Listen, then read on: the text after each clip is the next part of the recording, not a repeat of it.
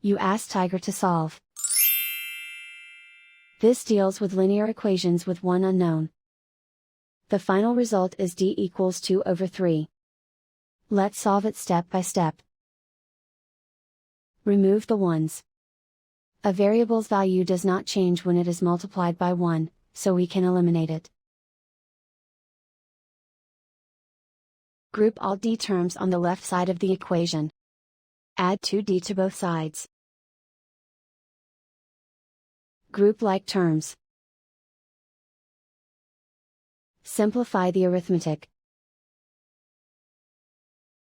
Group like terms.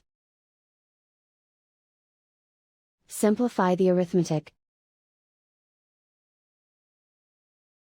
Group all constants on the right side of the equation. Subtract 12 from both sides.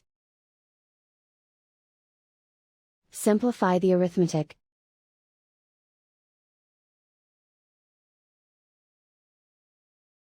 Isolate the d. Divide both sides by 3. Simplify the fraction. And so the final result is d equals 2/3.